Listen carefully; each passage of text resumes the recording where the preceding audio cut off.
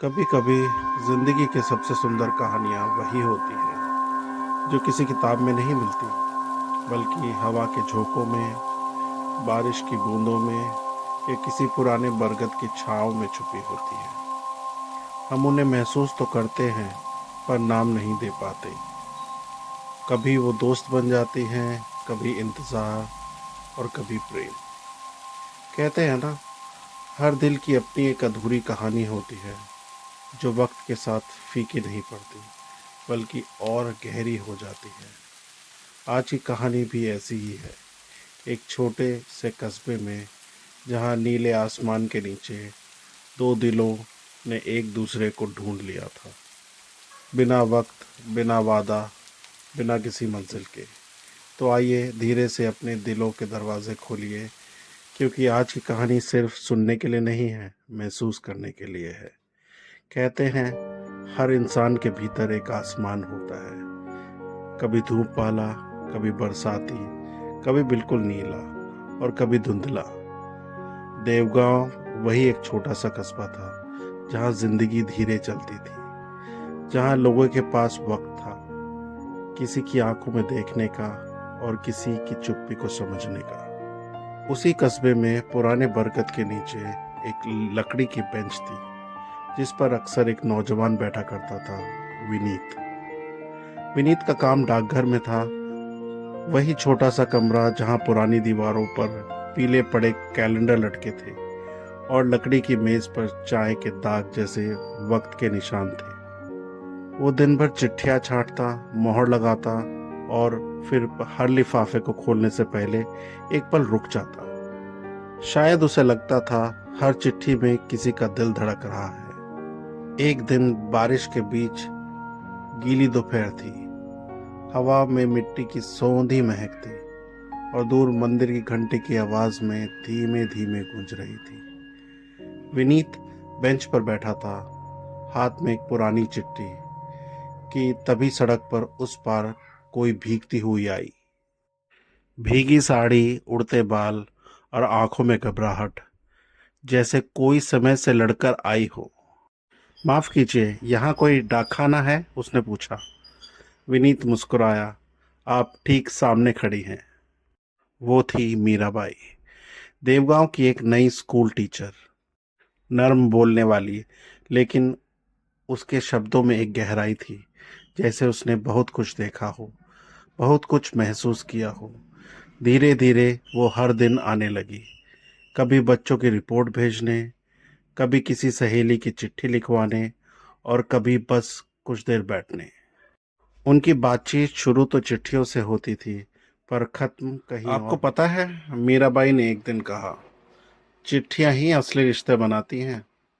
आजकल के मैसेज में न रुकावट होती है, न तड़प। विनीत ने उसकी आंखों को देखा।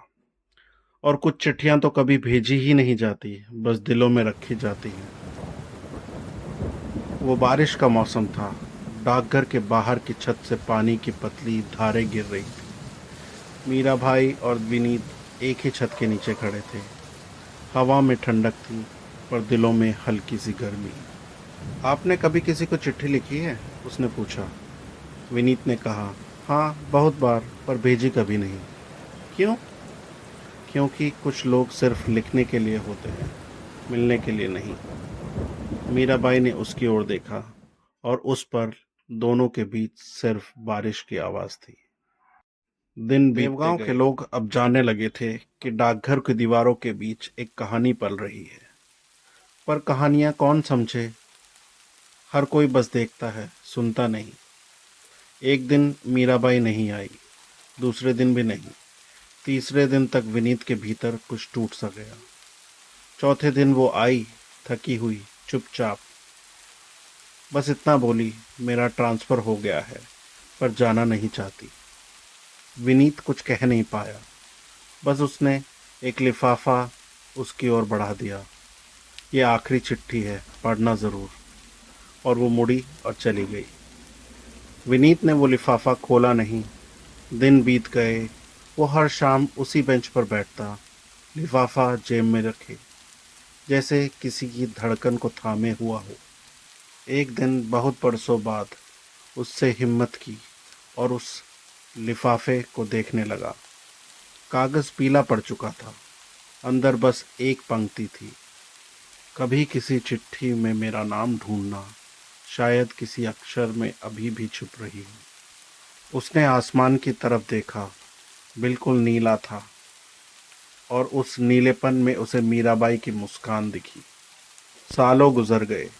डाकघर अब नया बन गया था, और बेंच वही थी, पुरानी। बरगद वही, पुराना।